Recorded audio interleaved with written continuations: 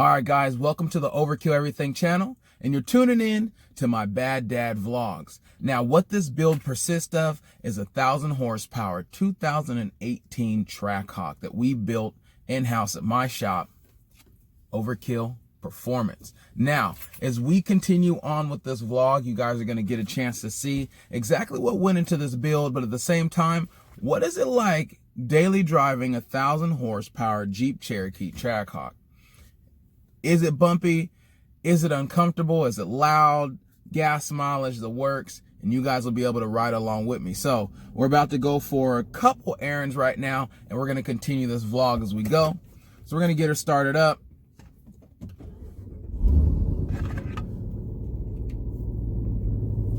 And get rocking and rolling.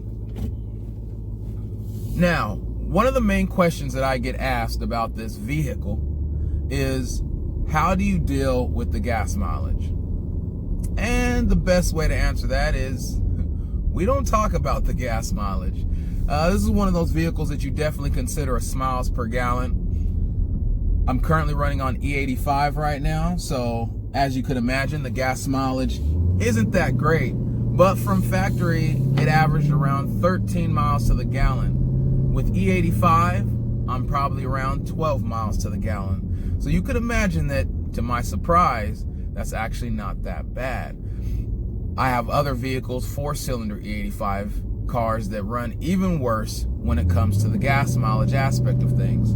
Now, to top that off, in a later video, we're going to be going into more detail about the exact mods that it took to get this Trackhawk into the 1,000 horsepower range. And we're talking crank horsepower, and that's important only because a lot of people refer to this as the vehicle with 707 horsepower. Right now, if you do the math, we're somewhere just shy of actually 1,100 horsepower, but I'm not a crank horsepower guy, and I'm not going to pad the numbers even more than they actually are. The car puts down just south of 900 horsepower to the wheels on our dyno, nicknamed the lie detector, which is a rather stringent Mustang dyno style dual eddy roller dyno. Now, to go into minor detail what's in the vehicle, currently right now, we've got, for the exhaust, long tube headers from Cooks and mids with our own custom QTP cutout system. That's going to enable us to open up for a little bit more horsepower, a little bit more free flowing, but at the same time, I still have the stock back half of the exhaust, and that's the only reason that we're riding right now, and you can actually hear me. Now, if I was to take the button on my remote, open up this exhaust, you'll quickly find out that it's a lot louder. The car sounds like an open header drag car, and I guess to some extent that's exactly what it is. Now, with the closed back, cabin noise is down to minimal, if existing at all. You can hear it still has a throaty, really aggressive tone as we cruise, but if you go by a cop or you're in your neighborhood, like when I'm going home or late at night running errands, or if you're just tired and you don't want that loud noise, you could turn it off, and especially if you have your music on, you'll never even notice it. Apart from that, we're running a B Woody 5-inch intake. It's been custom coated so that it kind of goes with the whole color scheme of the engine bay in the car. That was a custom unit that was done that has our Overkill logo on it. Apart from that is the intake system going into the supercharger. We have the FI blower spacers. What that does is it helps you a little bit with IAT temps and a few other things. We'll get into details in a further video. My pulley setup is going to be a 2.65 upper. That's a very important stat right there, because a lot of you guys know that I preach about the 2.85 as being the recommended, the 2.75 being one if you want to get a little bit extra power. But there's a reason I had to go with the 2.65, and we'll go into that a little bit later. The brand that I prefer right now is Grip Tech. Gives me a few better options as far as grip, and that'll also be discussed when we go over the mods in detail.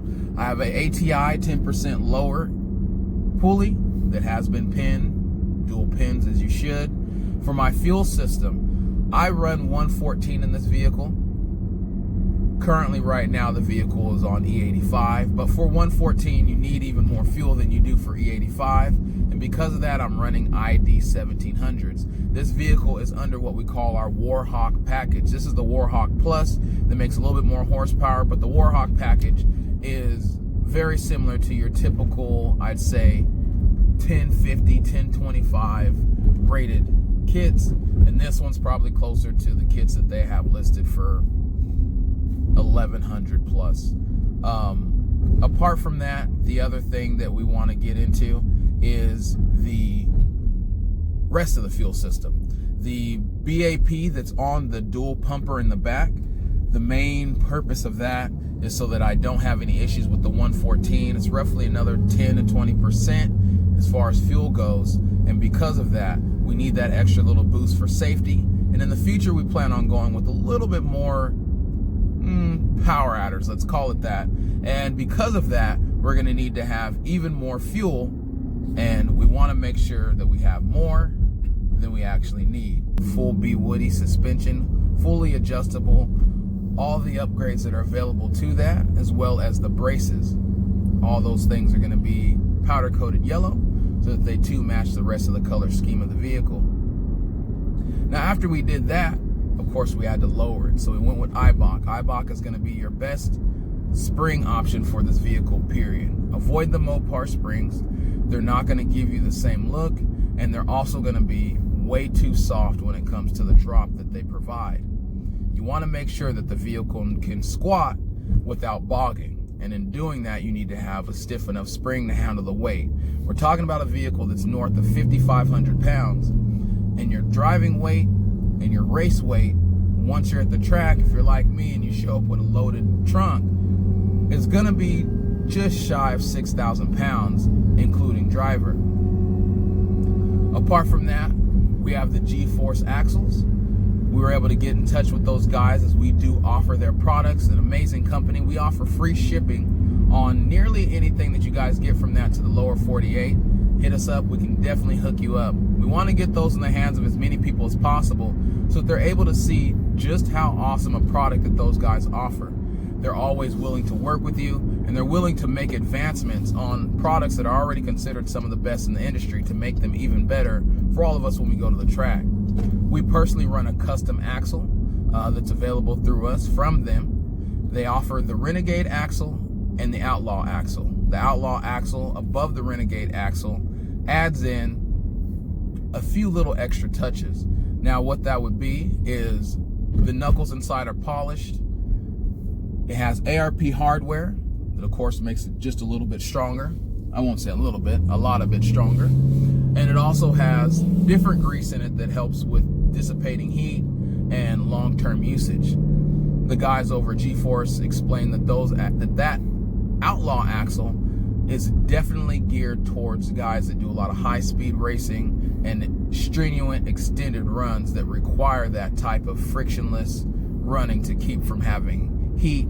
And at that point, you're just making sure that your car stays in one piece and you're not heat soaking your axles, if that's even really the proper term, which I'm pretty sure it's not. Furthermore from that, the axles that we offer is a mix of the two.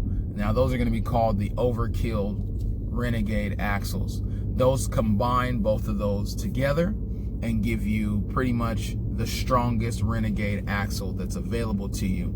And that's more than enough for what we need it for in this vehicle, since we don't plan on chasing any salt flat records anytime soon. Now, aside from that, the next thing that we did is we slapped on some NT05R tires. We are running the factory 20s. This vehicle is equipped with the lightweight 20-inch wheels, so that gives us a little bit of a bump, but at the same time, we're still dealing with the fact that 20-inch wheels don't have many options that help us with pretty much being able to gain traction. That sucks, but that's just what you have to deal with when you're dealing with the traction on 20-inch wheels. We run 315/35s, and because of that, we're able to still get a little bit of traction, but leaves a lot to be desired. When it comes to the rest of the vehicle, the other add-on parts and mods are very basic. They're not really power oriented, but they help to allow us to achieve our goals as we keep pushing forward. Our fuel system is a little overkill. We run an upgraded 1700 ID injector. That's kind of their latest and greatest injector. It allows us to have the extra leg room and headroom for the 114 fuel that we have set for our race tunes. Apart from that, we also run a BAP, the dual BAP Ken and Bell setup for the Demon fuel systems. We run that in the rear. And with those two things, we can definitely see ourselves digging way far into the quadruple digit numbers when it comes to this vehicle. Down the line, you guys will see in the builds, we definitely plan to add nitrous, a larger blower, or anything else if we get the chance to. So fingers crossed that we get a chance to dig into that a little bit more. So on to comfort. What is it like daily driving a 1,000 horsepower Trackhawk? Well, it's a lot like driving a stock Trackhawk. None of the mods really took away from the drivability of the vehicle. The suspension mods actually improved it. So going from a really top heavy Jeep Grand Cherokee feel, which is what the Trackhawk essentially feels like, is a Jeep Grand Cherokee with a Hellcat motor shoehorned into it, is exactly how it drives. Comparing this to the previous vehicle that this replaced, being a G-Wagon, that's G63, I can say that there are bounds of improvements that have been made to my daily commute. Gas mileage is better, performance is better. Interior is more comfortable because it's larger. You can fit more stuff in it. The quality of the interior is a little bit different, but you're comparing a $100,000 SUV to a $200,000 SUV. Apart from that, the biggest thing that I think that you notice is with the lowered suspension, all the suspension bars and everything added to it, the vehicle is a lot more nimble now. There's no negatives, only positives. My gas mileage, as mentioned earlier, only slightly decreased. It went from 13 to 12.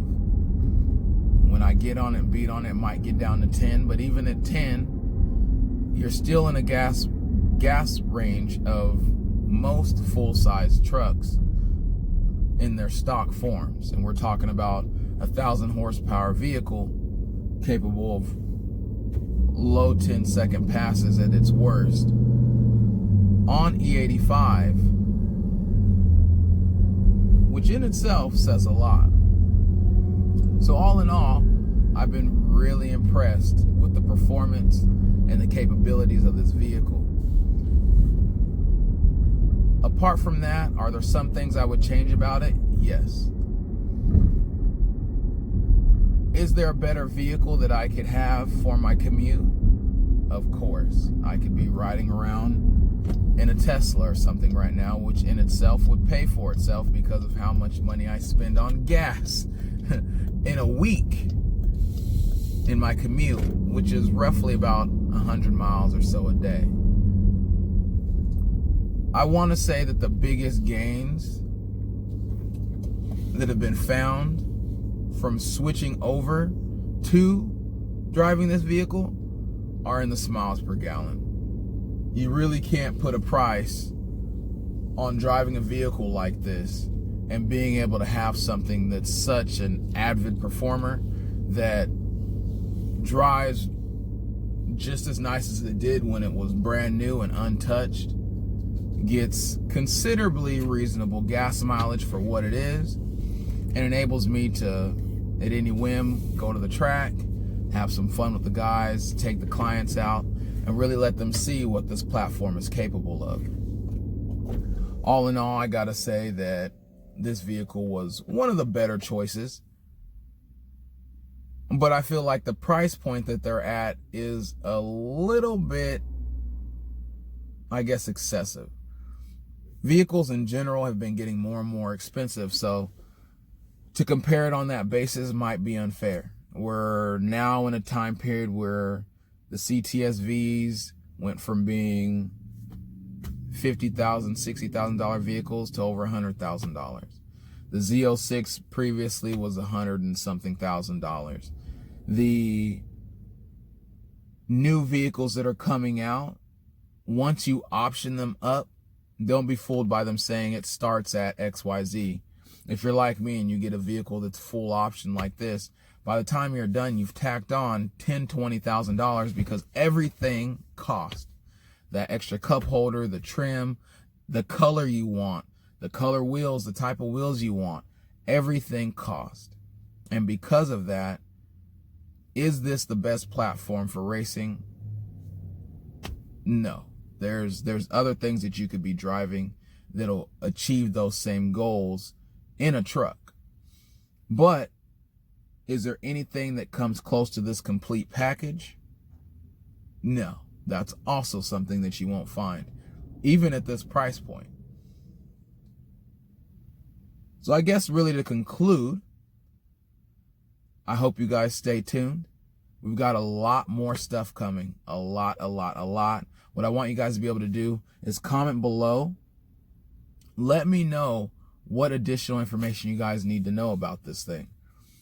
If you're doing your own build and you have any questions on things that you've been told, let me know, and I'll let you know from my experience at the shop and from building various vehicles along this range, what were my findings compared to what you've heard on the internet. I think that's going to be the biggest difference between my channel and the others, is a lot of times because of the situation that people are in. If somebody else built their vehicle, they're going by what that person told them or what the internet told them or what they found doing research or anything like that, which is totally fine. There's nothing against that. That's how a lot of us have to learn. That's how a lot of us have to gain and advance when it comes to building our vehicles. Time is money. I make my living building vehicles for other people, and I could tell you one thing: if the option ever came up and I didn't have to build my own, I would not mind it. But I do enjoy building. I do enjoy the journey to get to the point where you can sit here and be proud of what you've made. And then I do like continuing it and keeping on building and doing more and more. As mentioned before, we do have the FI inner chiller setup, which we're going to be doing an install video for that. We have a lot of backdated videos and content from when the vehicle's being built. I know right now we're already in it. It's already a 1,000 horsepower vehicle. It's already a 10-second truck, but a lot of people want to see how we got to that point, and we do have the content saved and stored for that, as well as a lot of informative things as far as comparing the vehicle with the cutouts open and closed, what kind of power I made just by adding the intake, just by adding the headers, just by adding E85 to 140. All that little stuff are things that we hope for you guys to be able to see and be able to enjoy. Apart from that, subscribe. We're going to be adding a lot of content here coming up. We have a race this weekend. We're supposed to be going to the track, but they may or may not close it for the test and tune and the Wednesday drags, mainly because of heat. It's going to be 105, 108 degrees out here. So we're dealing with some crazy temperatures. But so far, the truck still managed to run low 10s, even with that type of heat. And I can only imagine what this thing's going to be able to do once we get it dialed in, which is first and foremost the biggest issue I'm having right now. Dialing in my tune, my TCM, and everything else. My 114 tune needs some work. Once we get all those things dialed in, I expect to gain a few tenths off of that. And then once we get out of this heat wave, we'll definitely see some increases in our times and possibly even being able to see a 9-second pass. So if we do achieve that, you guys will be there to see it. We will make sure that you guys do. And as with anything else in the past, you guys see with any of the other videos that you checked out, feel free to scour through the site. Check us out on Instagram. OverkillEverything is going to be the main page for this channel. Also, my personal page is going to be Overkill Performance. And then the actual page that I just started for the truck itself is I'm a BADAD. I am a BADAD. So that is where you guys are going to see even more content being distributed on those platforms on top of what you see here. So go ahead and add us there. Check us out on Facebook under the same monikers, Overkill Performance and Overkill Everything. Be sure to hit subscribe, tap that bell, and you'll be able to definitely get a chance to see the different things we have coming for you. We're going to try and get everything on, some type of a schedule, and not like a exact pinpoint time and set schedule like that, but a schedule where we're giving you guys consistent and continuous content. We're able to give you guys the information that you want, when you want it, how you want it, and do so in a way that hopefully entertains you and more importantly informs you guys on your options and availabilities. So with that, I'm gonna go. I got work to do today. I'll catch you guys later. My name's Josh. This is the BADAD. Welcome to the Overkill Everything channel, and I'll catch you overkillers later. Oh,